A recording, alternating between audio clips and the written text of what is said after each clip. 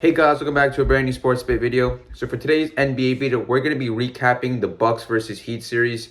So in our prediction video for the Eastern Conference that we put out a couple days back, Dylan and I both had, the Heat winning at least one game. But as you guys already know, that didn't happen. The Heat got swept and the Bucks won 4-0, and they'll now move on to the second round.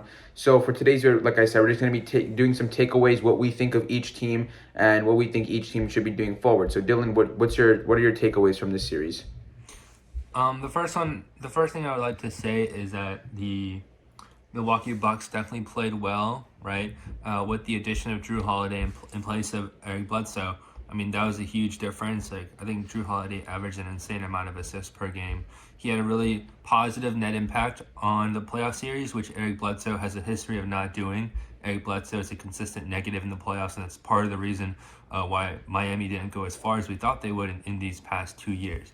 But again, this year, a lot of players stepped up. Khris Middleton had really good shooting throughout the playoff series. Brook Lopez had a good series.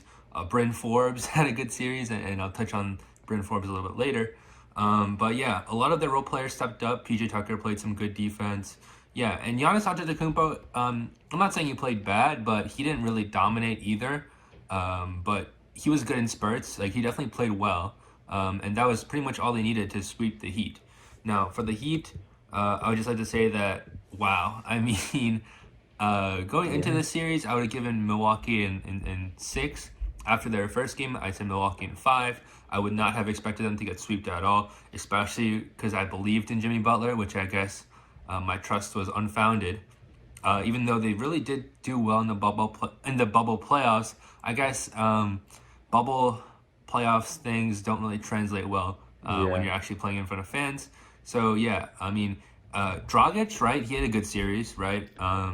Who else had a good series? Duncan Robinson had a good series, but everyone else other than that, Bam Adebayo, Kendrick Nunn, Tyler Herro, Jimmy Butler especially. I think before the playoffs he said, quote unquote, "I'm stupidly locked in." Yeah. And he proceeds to get outscored by Bryn Forbes in the playoffs, right? So that was just embarrassing.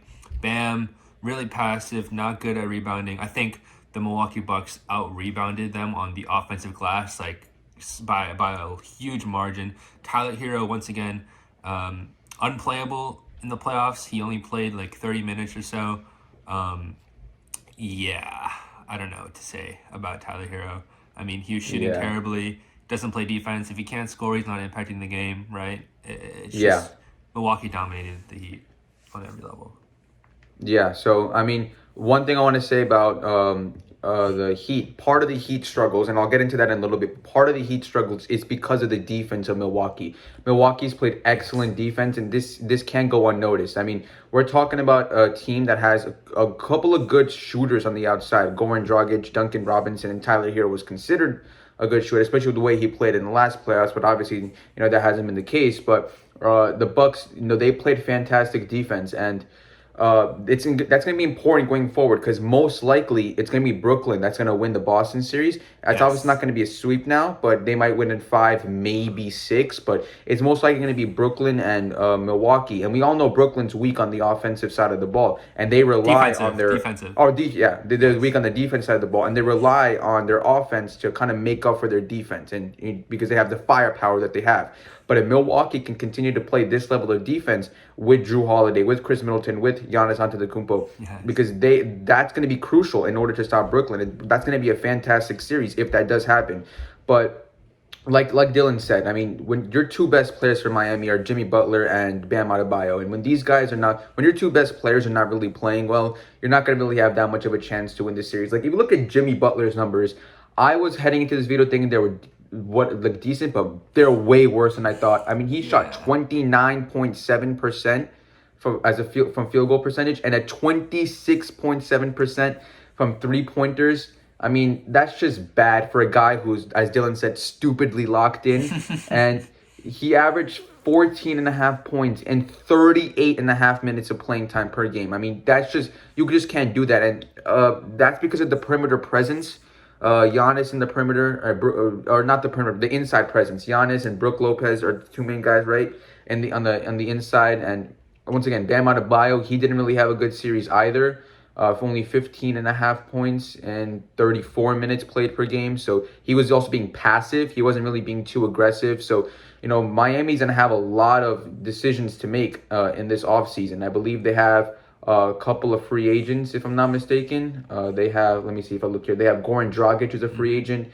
Andre Iguodala, who's a free agent. I believe Duncan Robinson is a restricted free agent. I could be wrong about that, but they do have some things that they have to see, some decisions they have to make. So we'll see what they do. But Miami definitely not the team that we thought they were going to be. And then maybe, as people said, maybe might be bubble fraud. So they definitely got to see what they can do. Yeah, I mean, this is really the window of opportunity for Miami. Like you said, a bunch of big names are in free agency. They had the chance.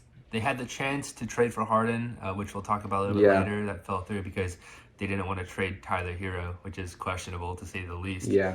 I just want to go back to Jrue Holiday. I mean, everyone knew that Jrue Holiday was a much better play than Eric Bledsoe, but I honestly didn't expect him to make this much of a difference.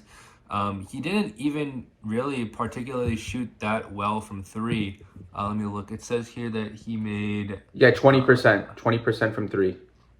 Yeah, 20% from three. I think he only made three the entire series, I believe. Right? So, Jrue Holiday is a consistently pretty good shooter. So I think Milwaukee will have him shooting better from three in the next series against Brooklyn.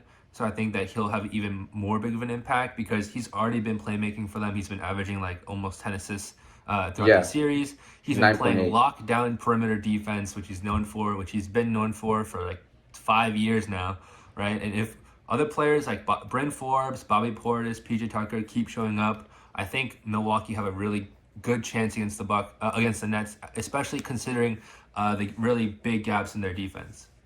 Yeah, like Dylan said, Jrue Holiday. I mean, they have fantastic defense. We've been saying that so many times, but that's really Milwaukee's identity. It's their fantastic defense, and we all know that defense wins championships.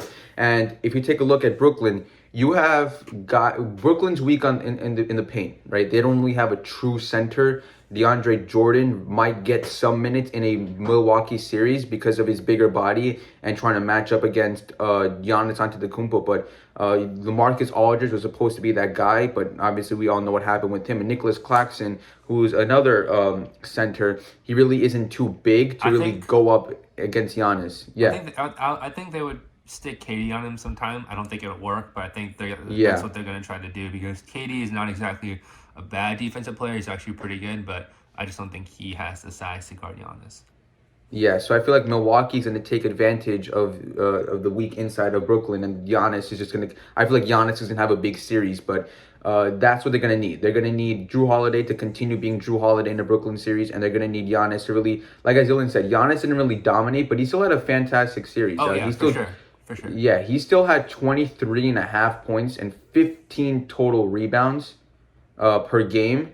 So, yeah, still a fantastic series from Giannis. And that's the kind of superstar player he is. That's what I'm saying. Giannis didn't play great. I mean, he played well. He played pretty good. He didn't play great. That's what I'm saying. If he can manage to play great, I think Milwaukee has another gear to step into. And then I think they can really take Brooklyn to the limits and maybe even beat them. Yeah, I mean, so I feel like that's going to be a big, very important series and a very fun series to watch as well.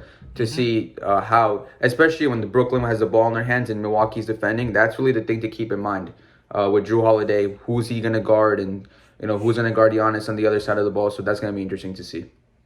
And also, as Dylan mentioned, James Harden. We're going to make a video about that later this week. You guys can see. But man, Miami really missed out big time. They wanted to hold on to Tyler here to get James Harden, and that came back to bite them. I mean, will they have won this series or not? It's a different story, but we can obviously guarantee they wouldn't have gotten swept if they had James Harden. They would have been very competitive. Yes. Yeah.